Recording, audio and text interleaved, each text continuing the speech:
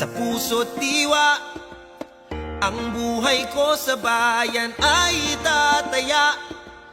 Pilipinas na aking bansa, ang iwanan kay hinding-hindi magagawa. Ikaw ang tahanan ng aking lahi, lahing kayumanggi.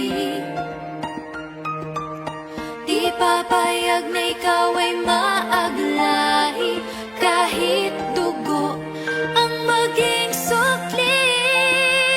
Para sa bayan, tungkulin ko'y gagampanan ng buong tapat at walang pag-iimpot kailan pa man. Para sa bayan, susundin ko ang batas na pinaiiral. Hindi ako maghahangad ng para sa sarili lamang. Igagalang ko ang kapwa, sa isip ko, sa salita at sa gawa. Prior po ng zona na to, ma'am, is deployed na po kami last week pa. Every day hanggang ngayon wala pa pong day off.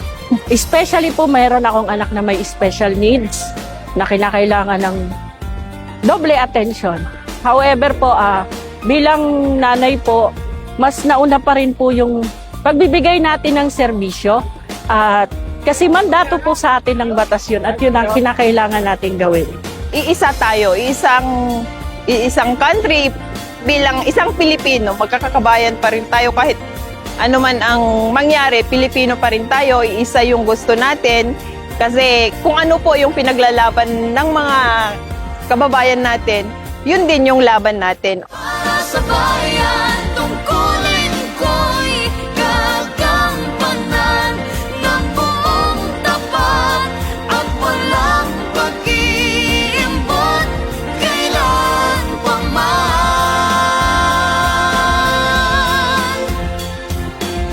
Para sa bayan, susundin ko ang batas na pinaiiral. Hindi ako maghahangad ng para sa sarili lamang.